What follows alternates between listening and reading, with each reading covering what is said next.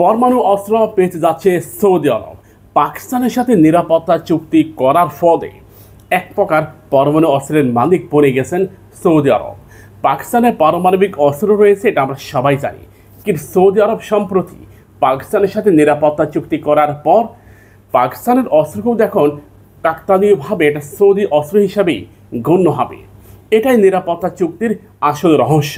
বিভিন্ন রাষ্ট্র নিরাপত্তা চুক্তি করে তার অন্যতম কারণ এটা।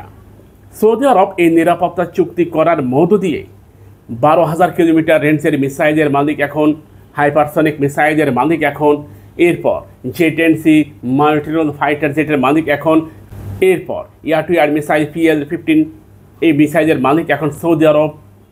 নানামুখীভাবে সৌদি আরব এখন সামরিক শক্তির দিক দিয়ে স্বয়ংসম্পূর্ণ। দিকে পাকিস্তানও সৌদি আরবের বিভিন্ন সমরাস্ত্র যুদ্ধ বিমানের মালিকানা দাবি করতে পারে।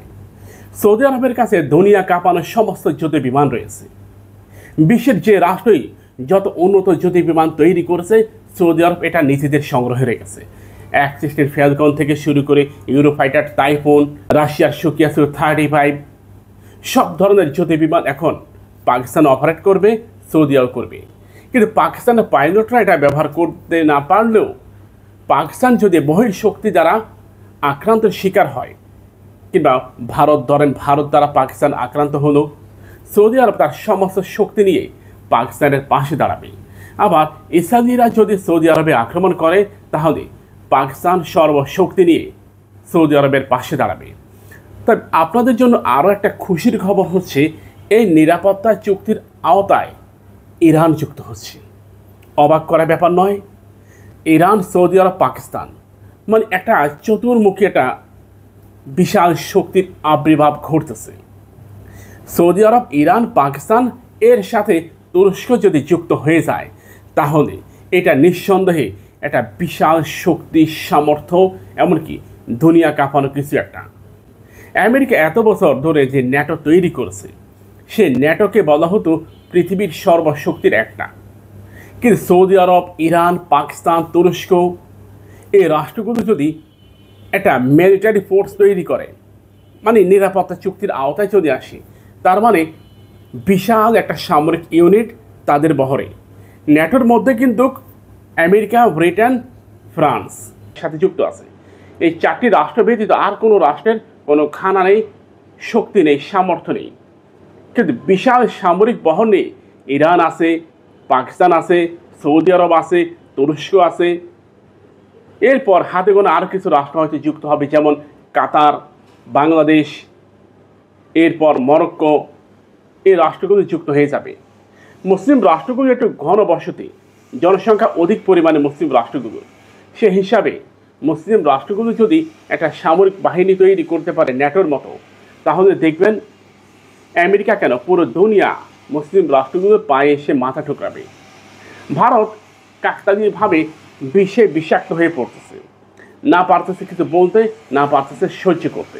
ভারত এটা মনে করে যে তাদেরকে থামাবে কে থামাবে? কিন্তু ভারত রীতিমতো আতঙ্কিত, কম্পভূত যে পাকিস্তানের সাথে সৌদি আরব আছে, ইরান আছে। এই তিনটি রাষ্ট্র যদি এখন এই মুহূর্তে পাকিস্তানকে সাপোর্ট দেয়, আর পাকিস্তান যদি কোনোভাবে ভারতের বিরুদ্ধে যুদ্ধ জড়িয়ে পড়ে, তাহলে দেখবেন পরিস্থিতি। ভারতের বিরুদ্ধে পাকিস্তানের যুদ্ধ মানে ভারতের বিরুদ্ধে ইরানের যুদ্ধ, সৌদি আরবের যুদ্ধ, তুরস্কের যুদ্ধ।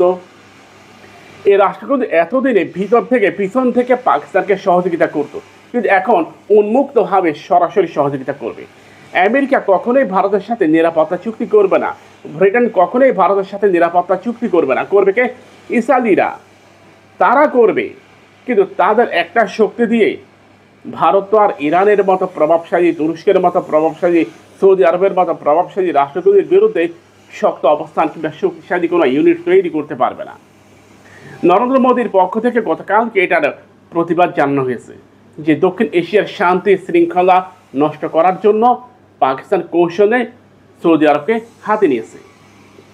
ইতিমধ্যে আমরা এটা নিয়ে একটা ভিডিও দিয়েছি, হয়তো আপনারা দেখেছেন, যে এই রাষ্ট্রগুলো ভারতের বিরুদ্ধে যুদ্ধ করতে চায়। এটা আমার কথা নয়, ভারতের একটি গণমাধ্যম আজ তাক বাংলা স্বভাবত এটাই, তারা রীতিমতো এটাই তো বলেছে যে পাকিস্তান ও সৌদি আরবের মধ্যে যে নিরাপত্তা চুক্তি, এটা ভারতকে ঠেকানোর জন্য এটা এখানে শুধু ভারত নয়, এখানে আমেরিকাকে ঠেকানো, এখানে ইসরায়েলকে ঠেকানো, এখানে ব্রিটেন, ফ্রান্স, জার্মানি, পশ্চিমা দুনিয়াকে ঠেকানোর জন্য এই নিরাপত্তা চুক্তির আওতায় সৌদি আরব থাকার সাথে সাথে এখন ইয়েমেন সৌদি আরবে আর হামলা করতে পারবে না, এটা করবেও না।